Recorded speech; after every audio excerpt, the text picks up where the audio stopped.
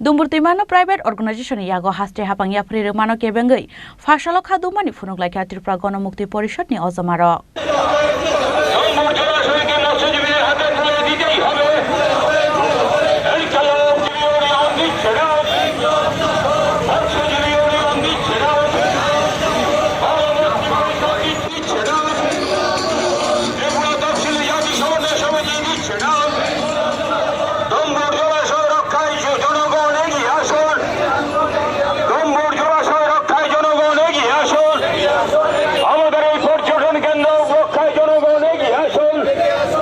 Fasalo Dumburtimano private organization yago yafrai remano kebengai khadumani funuk laikha Motshjibi Union Topashili Jati Sombai Somiti Tripura Ganamukti Porishod ni o kaitham bodolni ozamaro arali jengjangmani CPM salthang hangor habanok rishimi chengai oren chomni o thangai paide jakha aro phai manjakha Sudan Das Ratan Bhumik Ratocharan Debur mano khoboi kubun ozamaro আজকে ডম্বুর জলাশয়কে বেসরকারি সংস্থার হাতে তুলে দেওয়ার জন্য ADC প্রশাসন এবং রাজ্য সরকার মিলিতভাবে উদ্যোগ নিয়েছে।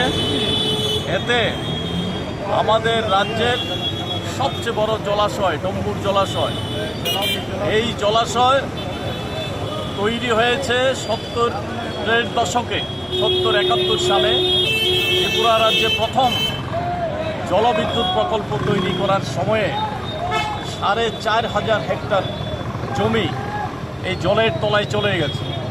সেই সময়ে এই ডম্বুর জলাশয় এলাকার শর্মা রাস্তার বাঁ পাশে সবাই চলে যান, নিয়ে চলে যান বাঁ দিকে সবাই, রাইমা শর্মা, তারপরে এই রৈশাবাড়ি বিভিন্ন এলাকার কালাজারি ধলাজারি এই সমস্ত এলাকার মানুষ উচ্ছেদ হয়েছিল। তাদেরকে পুনর্বাসন দেওয়ার কোনো ব্যবস্থা তখনকার সময়ে সরকার করেনি।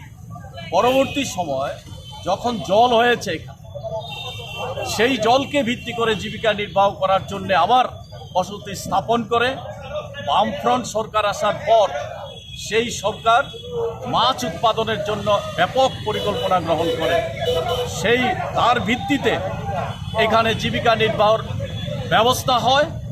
আজকে এই বিজেপি আইপিএফটি জোট সরকার যখন রাজ্যে এসছে একটার পর একটা সংস্থা বেসরকারি হাতে তুলে দিচ্ছে, অন্যদিকে এডিসি প্রশাসন তীব্রামতারা হাতে আছে। তারাও যেভাবে কেন্দ্রের সরকার রাষ্ট্রীয় সম্পদ বেসরকারি মালিকদের হাতে তুলে দিচ্ছে, একইভাবে আমাদের রাজ্যে বিজেপি সরকার যেমন তেমনি তীব্রামতা সরকার আজকে বেসরকারি সংস্থার হাতে এই জলাশয় তুলে দিচ্ছে।